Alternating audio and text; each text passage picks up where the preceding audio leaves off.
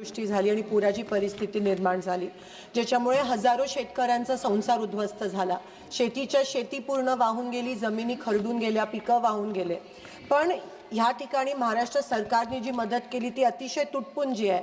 आणि त्या उलट अतिशय लाजिरवाणी गोष्ट अशी आहे की केंद्र सरकारकडून आम्हाला जी मदत प्राप्त होणार होती ती अजूनही प्राप्त झाली नाही आहे, कारण महाराष्ट्र शासनाने केंद्राला अजून प्रस्तावच पाठवला नाही आहे. कालच या सभागृहात मिनिस्ट्री ऑफ होम अफेअर्सनी कन्फर्म केलं की महाराष्ट्राकडून कोणत्याही प्रकारचा प्रस्ताव या ठिकाणी केंद्र शासनाला NDRFच्या माध्यमातून प्राप्त झाला नाही आहे. आणि त्यामुळे अनेक महाराष्ट्र खास करून सोलापूर आणि उस्मानाबादच्या शेतकऱ्यांवर खूप मोठ्या प्रमाणात त्या ठिकाणी अन्याय होत आहे.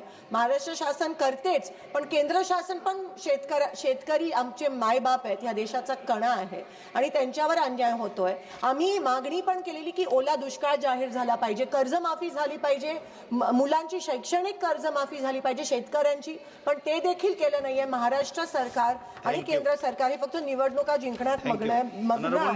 आणि शेवटचा विषय असा आहे की फार्मर आईडीची जी अट है KYC साल में 4 बार की जाती है, उसकी कोई जरूरत नहीं है. वो क्राइटेरिया रद्द करके हमारे किसानों को तुरंत मदद मिलनी चाहिए केंद्र सरकार. अतिशय भारतातल्या महत्वाच्या विषयाकडे वेधू इच्छितो. सभापती महोदय, नगरपालिका आणि नगरपंचायत ह्या दोन क्षेत्रामध्ये ज्या शेतकऱ्याच्या जमिनी येतात त्या शेतकऱ्यांना महात्मा गांधी राष्ट्रीय रोजगार हमी योजनेच्या अंतर्गत त्या ठिकाणी विहिरी खणण्याच्या बाबतीत असेल, फळबाग लागवडीच्या बाबतीत असेल, शेतरस्ते करण्याच्या बाबतीतला असेल, हा लाभ नगरपंचायत आणि नगर परिषदेच्या हद्दीमध्ये ज्या शेतकऱ्याच्या जमिनी आहेत त्या शेतकऱ्याला हा लाभ त्या ठिकाणी घेता येत नाही. सभापती महोदय, माझ्या धाराशिव लोकसभा मतदारसंघातील अनेक शेतकरी ज्यांची जमीन नगरपालिका आणि नगरपंचायतीच्या हद्दीमध्ये येते अशा शेतकऱ्यांना मनरेगा योजनेचा लाभ त्या ठिकाणी घेता येत नाही. माझी आपल्या माध्यमातून ग्रामविकास मंत्री महोदयांकडे विनंती आहे की मनरेगाच्या कायद्यामध्ये बदल करून नगरपंचायत आणि नगर परिषद याच्या हद्दीतील शेतकऱ्यांच्या जमिनीला सुद्धा किंवा त्याच्या हद्दीत येणाऱ्या जमिनींना सुद्धा मनरेगाच्या अंतर्गत जे लाभ इतर ग्रामीण भागातल्या शेतकऱ्यांना मिळतात त्याच पद्धतीनं नगरपालिका आणि नगरपंचायतच्या हद्दीमध्ये येणाऱ्या शेतकऱ्यांना सुद्धा तो लाभ त्या ठिकाणी दिला जावा, ही कळकळीची विनंती माझी आपल्या माध्यमातून केंद्र सरकारच्या ग्रामविकास मंत्री महोदयाकडे आहे. धन्यवाद सभापती महोदय. धन्यवाद जी. असोसिएट माननीय एडवोकेट गोवाल कागड़ा जी. मैं इस सदन का ध्यान एक I appreciate Shivraj Singh ji's work. Sir, he was most kind to us when Maharashtra had huge, हमारे यहाँ बहुत बारिश हुई. He was one of the ministers who reached out to our government, most helpful. He wanted to come and help us in our state. He himself said कि जो भी लगेगा हम यहाँ से दे देंगे. But it's unfortunate, I say this with a heavy heart, that Maharashtra government has still not sent him a proposal. Maharashtra में कह रहे हैं कि कमेटी बनेगी, कभी उसका रिपोर्ट आएगा, उस पे क्या हो जाएगा. I really appreciate. If you can yield to, I think. Yes, please, I'll be happy to. Shivraj Singh, मैं केवल इतना निवेदन करना चाहता हूं कि महाराष्ट्र की सरकार ने अभी जो त्रासदी आई थी, भयानक त्रासदी थी बाढ़ की, उसके बाद अपना प्रपोजल 27 तारीख को केंद्र सरकार को भेज दिया है. इतना केवल मैं करेक्ट कर रहा हूँ, आपको भेजा है महाराष्ट्र सरकार ने. Thank you. आपको जब जानकारी रहेगी तो आपने, लेकिन अब आ गया है. कल का सवाल जो माननीय कृषि मंत्री जी ने दे दी. नहीं, ये इनका बड़प्पन है, वो सरकार को बचा रहे हैं. क्योंकि आज ही मैंने कृषि मंत्री से बात की महाराष्ट्र में, उन्होंने कहा हमने कुछ रिपोर्ट नहीं भेजी अभी तक पूरी. हमारा एक सर्वे हो रहा है, उसके बाद कमेटी बनेगी, कमेटी के बाद रिपोर्ट आएगा. छोड़ देंगे अभी वो बात. माननीय कृषि मंत्री जी ने ऑन रिकॉर्ड कहा है. प्राकृतिक आपदाओं में मैं भी लगातार राज्य के संपर्क में रहता हूं. उन्होंने सचमुच में भेज दिया है. चलिए. बहुत उम्मीद है, महाराष्ट्र सरकार से नहीं होगी लेकिन उनसे है। So I ये will trust राजनीति him. है। और दूसरा, कृष्णा जी ने जो कहा कि we are one of the fastest growing economy, we are happy if we are, but I would just like to, maybe he missed out in his reading कि IMF का एक नया रिपोर्ट आया है, मैं बड़ी विनम्रता से कहना चाहती हूँ। 8.2% अपार्ट फ्रॉम दिस। हाँ, तो I am not sure sir, I am very confused, I am not a finance expert, जो मैं थोड़ा बहुत पढ़ लेती हूँ उससे ही कुछ समझ में आता है उसमें। तो एक रिपोर्ट आई है सर, शायद वो फाइनेंस मिनिस्टर ही क्लैरिफाई कर सके कि पेपर में आई बात मैं कह रही हूँ, मुझे नहीं पता उसमें, बट IMF की रिपोर्ट आई है, उसमें कहा है कि are situation is slightly different than what Krishna ji was saying. So I'd appreciate and request the honorable finance minister to clarify, so the world needs to know where really India stands, and if the IMF report which has downgraded us has given wrong information about India। Maharashtra के tobacco farmers का क्या होगा? हजारों farmers, marginal farmers हैं, share croppers हैं, बीड़ी rolling घर से करते हैं, फसल पे डिपेंडेंट होते हैं टबैको के। एक्साइज ड्यूटी डायरेक्टली उनके प्रोक्यूरमेंट प्राइस पे हिट करेगी, इनका इनकम गिरेगा, डिमांड क्रैश होगी। ये सरकार किसानों की जेब से पैसा निकालकर अपनी रेवेन्यू बुक भरना चाहता है क्या? टबैको और बीड़ी का सबसे ज्यादा कंजम्पशन ये गरीब और कम पढ़ाई वाले लोग करते हैं। सर, ग्लोबल एडल्ट टबैको सर्वे जो WHO करती है, वो कहते हैं कि स्मोकलेस टबैको, खैनी, गुटखा, बीड़ी ये प्राइमरी पुअर कंज्यूम करते हैं। साहब, एक्साइज बढ़ाकर गरीब की जेब से पैसा निकाल रहे हो। Most tobacco consumption prevalence is low socio-economic. It's a survey. 9% of women and 38% of women above 15 are tobacco consumers. And rural area में ये परसेंटेज ज्यादा जाके पुरुषों में 43% जाता है। सर, सरकार कहती है हेल्थ के लिए कर रहे हैं। सर, हेल्थ के लिए कर रहे हैं तो फिर बैन करो, शुरू क्यों रखते हो? अगर जान बचाना प्रायोरिटी है, if you really care about the people, then you should ban it. Sir, centre का रेवेन्यू 2.2 to 2.54% रेवेन्यू टबैको से आता है। मतलब क्लियरली सरकार को आदत पड़ गई है इस सिन टैक्स के पैसे से पैसा कमाने की। हेल्थ के नाम पे ये पैसा जमा कर रहे हैं। सर, ये हेल्थ हेल्थ नहीं, फिजिकल कंपल्शन हो गई इनके लिए। Sir, if you collect tobacco then you need to earmark the tobacco cesses और taxes on cancer care, on NCD treatment, tobacco cessation programmes on the NTCP, और सबसे important farmer transition crop. अगर वो tobacco नहीं उगाएगा तो क्या उगाएगा? तो crop diversification के लिए खर्चा करना चाहिए। लेकिन यहाँ क्या हो रहा है? You are using the money collected from tobacco and alcohol to distribute political revdi. Public health का 1 रुपया नहीं मिलता, ना किसान को ना बीड़ी वर्कर्स को। Sir, excise is not a political exercise. ये कोई वोट बैंक मैनेजमेंट का तरीका नहीं होना चाहिए। Excise policy must be based on public health impact assessment and livelihood impact assessment, not election arithmetic.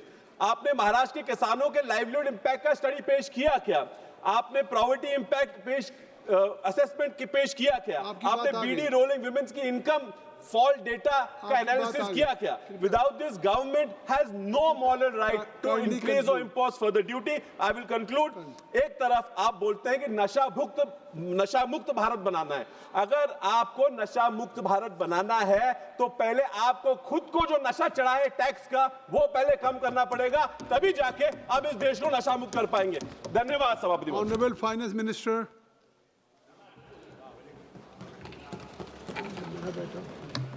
I appreciate Shivraj Singh ji's work. Sir, he was most kind to us when Maharashtra had a huge, हमारे यहाँ बहुत बारिश हुई. He was one of the ministers who reached out to our government, most helpful. He wanted to come and help us in our state. He himself said कि जो भी लगेगा हम यहाँ से दे देंगे. But it's unfortunate, I say this with a heavy heart, that Maharashtra government has still not sent him a proposal. Maharashtra में कह रहे हैं कि कमेटी बनेगी, कभी उसका रिपोर्ट आएगा, उस पे क्या हो जाएगा? I really appreciate if you can yield तो I think yes please, I will be happy to. Shivraj Singh ji, मैं केवल इतना निवेदन करना चाहता हूं कि महाराष्ट्र की सरकार ने अभी जो त्रासदी आई थी, भयानक त्रासदी थी बाढ़ की, उसके बाद अपना प्रपोजल 27 तारीख को केंद्र सरकार को भेज दिया है।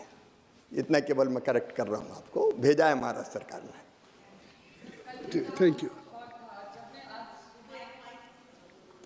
आपको जब जानकारी रहेगी तो आपने, लेकिन अब आ नहीं, गया है। कल का उसकी सवाल जो जानकारी माननीय कृषि मंत्री जी ने दे दी। नहीं, ये इनका बड़प्पन है, वो सरकार को बचा रहे हैं। क्योंकि आज ही मैंने कृषि मंत्री से बात की महाराष्ट्र में, उन्होंने कहा हमने कुछ रिपोर्ट नहीं भेजी अभी तक पूरी, हमारा एक सर्वे हो रहा है, उसके बाद कमेटी बनेगी, कमेटी के बाद रिपोर्ट आएगा। माननीय छोड़ देंगे अभी वो बात, माननीय कृषि मंत्री जी ने ऑन रिकॉर्ड कहा है। प्राकृतिक आपदाओं में मैं भी लगातार राज्य के संपर्क में रहता हूं, उन्होंने सचमुच में भेज दिया है। चलिए, बहुत उम्मीद है, महाराष्ट्र सरकार से नहीं होगी लेकिन उनसे है। ये राजनीति है। और दूसरा, कृष्णा जी ने जो कहा कि we are one of the fastest growing economy, we are happy if we are, but I would just like to, maybe he missed out in his reading कि IMF का एक नया रिपोर्ट आया है। मैं बड़ी विनम्रता से कहना चाहती हूँ 8.2% अपार्ट फ्रॉम दिस। हाँ, तो I am not sure sir, I am very confuse, I am not a finance expert, जो मैं थोड़ा बहुत पढ़ लेती हूँ उससे ही कुछ समझ में आता है उसमें। तो एक रिपोर्ट आई है सर, शायद वो फाइनेंस मिनिस्टर ही क्लैरिफाई कर सके कि पेपर में आई बात मैं कह रही हूँ, मुझे नहीं पता उसमें, बट IMF की रिपोर्ट आई है, उसमें कहा है कि are situation is slightly different than what Krishna ji was saying. So I appreciate and request the honourable finance minister to clarify, so the world needs to know where really India stands, and if the IMF report which is downgraded it has given wrong information about India. Maharashtra के tobacco farmers का क्या होगा? हजारों farmers, marginal farmers हैं, share croppers हैं, बीड़ी rolling घर से करते हैं, फसल पे डिपेंडेंट होते हैं टबैको के। एक्साइज ड्यूटी डायरेक्टली उनके प्रोक्यूरमेंट प्राइस पे हिट करेगी, इनका इनकम गिरेगा, डिमांड क्रैश होगी। ये सरकार किसानों की जेब से पैसा निकालकर अपनी रेवेन्यू बुक भरना चाहता है क्या? टबैको और बीड़ी का सबसे ज्यादा कंजम्पशन ये गरीब और कम पढ़ाई वाले लोग करते हैं। सर, ग्लोबल एडल्ट टबैको सर्वे जो WHO करती है, वो कहते हैं कि स्मोकलेस टबैको, खैनी, गुटखा, बीड़ी ये प्राइमरी पुअर कंज्यूम करते हैं। साहब, एक्साइज बढ़ाकर गरीब की जेब से पैसा निकाल रहे हो। Most tobacco consumption prevalence is low socio-economic. It's a survey. 9% of women and 38% of women above 15 are tobacco consumers. And rural area में ये percentage ज्यादा जाके पुरुषों में 43% जाता है। सर, सरकार कहती है हेल्थ के लिए कर रहे हैं। सर, हेल्थ के लिए कर रहे हैं तो फिर बैन करो, शुरू क्यों रखते हो? अगर जान बचाना प्रायोरिटी है, if you really care about the people, then you should ban it. Sir, centre का रेवेन्यू 2.2 to 2.54% रेवेन्यू टबैको से आता है। मतलब क्लियरली सरकार को आदत पड़ गई है इस सिन टैक्स के पैसे से पैसा कमाने की। हेल्थ के नाम पे ये पैसा जमा कर रहे हैं। सर, ये हेल्थ नहीं, फिस्कल कंपल्शन हो गई इनके लिए। Sir, if you collect tobacco then you need to earmark the tobacco cesses और taxes on cancer care, on NCD treatment, tobacco cessation programmes on the NTCP, और सबसे इंपॉर्टेंट फार्मर ट्रांजिशन कॉप। अगर वो tobacco नहीं उगाएगा तो क्या उगाएगा? तो crop diversification के लिए खर्चा करना चाहिए। लेकिन यहाँ क्या हो रहा है? You are using the money collected from tobacco and alcohol to distribute political revdi. Public health का 1 रुपया नहीं मिलता, ना किसान को, ना बीड़ी वर्कर्स को। Sir, excise is not a political exercise. ये कोई वोट बैंक मैनेजमेंट का तरीका नहीं होना चाहिए। Excise policy must be based on public health impact assessment and livelihood impact assessment, not election arithmetic. आपने महाराष्ट्र के किसानों के लाइवलीहुड इम्पैक्ट का स्टडी पेश किया क्या? आपने प्रॉवर्टी इम्पैक्ट असेसमेंट की पेश किया क्या? आपने बीडी रोलिंग वुमेन्स की इनकम फॉल डेटा का एनालिसिस किया क्या? Without this government has no moral right to increase और impose further duty. I will conclude. एक तरफ आप बोलते हैं कि नशा मुक्त भारत बनाना है। अगर आपको नशा मुक्त भारत बनाना है तो पहले आपको खुद को जो नशा चढ़ा है टैक्स का, वो पहले कम करना पड़ेगा, तभी जाके आप इस देश को नशा मुक्त कर पाएंगे। धन्यवाद सभापति। Honourable finance minister.